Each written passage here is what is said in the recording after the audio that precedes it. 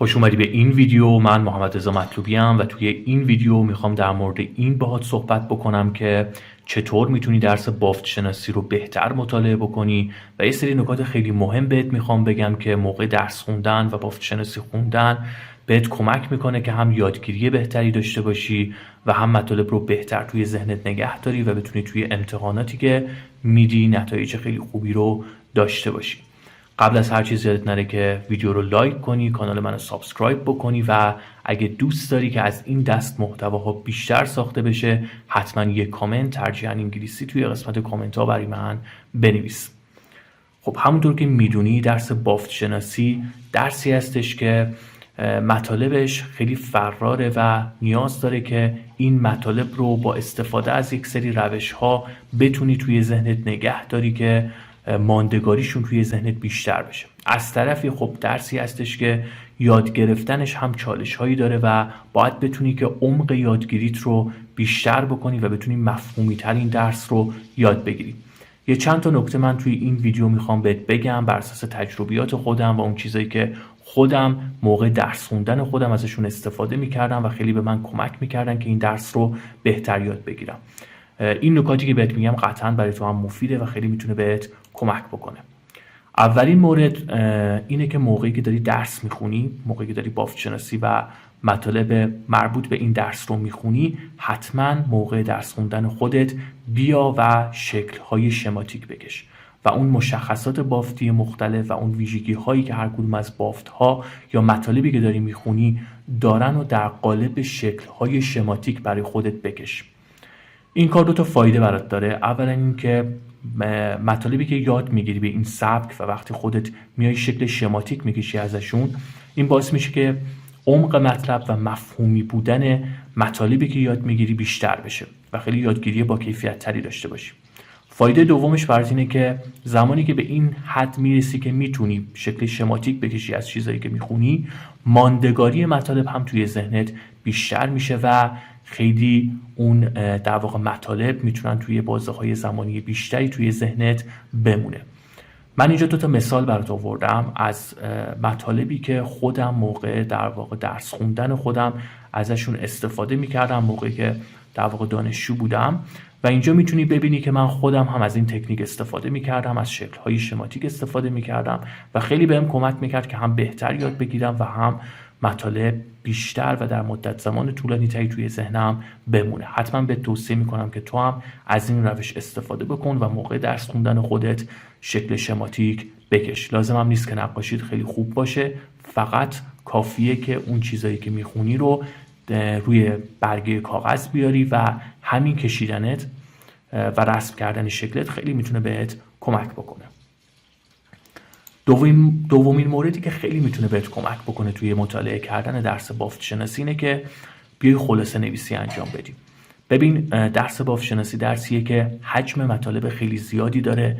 اسمهایی که توی این درس وجود داره مربوط به بافت های مختلف و ویژگی هایی که دارن خیلی زیاده و این رو میطلبه که بیای موقع درس خوندن خودت مهمترین چیزهایی که وجود داره از هر بافت اینها رو بیای به شکل جداگانه برای خودت خلاصه نویسی بکنی. این کار کمک میکنه که مرورهات بهتر و سریعتر بشه و اینو هم بدون که وقتی این توانایی رو داری که از یک مطلب خلاصه خوب بنویسی، اون یادگیریت رو هم بهتر میکنه و مفهومی تر میکنه. پس حتما خلاصه نویسی کردن رو هم در نظر داشته باش. توی همین مثالی هم که از درس خوندن خودم برات زدم میبینی که من از این تکنیک استفاده میکردم و میومدم مطالب رو حالا در قالب نمودارهای درختی یا به شکل‌های مختلف سعی میکردم که برای خودم خلاصه نویسی بکنم و خیلی به من کمک میکرد. تو هم حتما ازش استفاده بکن.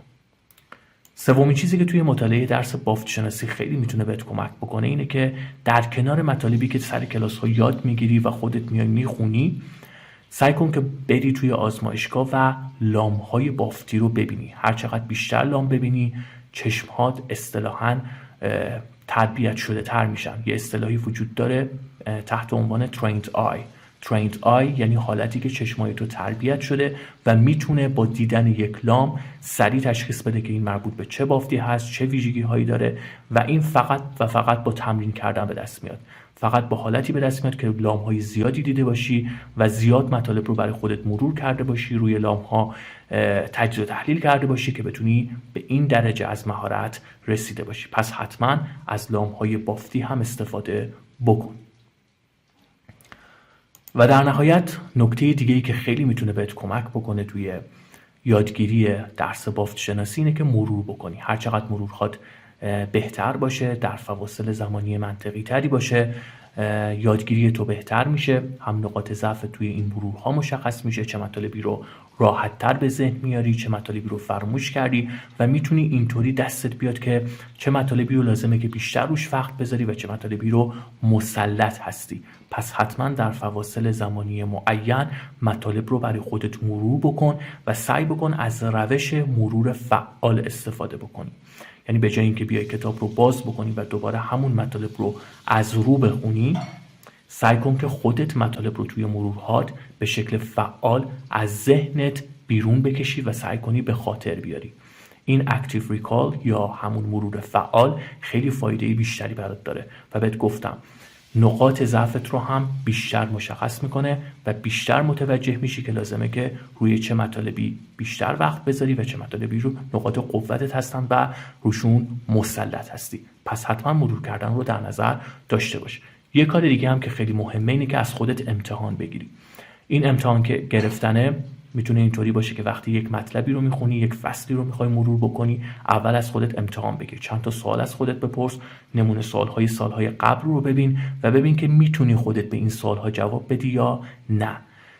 این بهت کمک میکنه که هم مطالب رو مفهومی تر یاد بگیری و یه فایده خیلی خوبی هم که داره، دیدن نمونه سوال ها بهت کمک میکنه که بدونی طراح های سوال از چه موارد و از چه مباحثی بیشتر سوال میدن، به چه چیزهایی بیشتر علاقه دارن و بعد از یه مدت که این کار رو مدام انجام بدی خودت به یه سطحی از مهارت میرسی که وقتی یک مطلبی رو میخونی، یه فصل جدیدی رو میخونی، دیگه میتونی اتوماتیک تشخیص بدی که احتمالاً کدوم قسمت ها مهمترن، احتمالاً طراح‌های سوال به دنبال کدوم قسمت ها میرن و این مهارت در گذر زمان درت ایجاد میشه.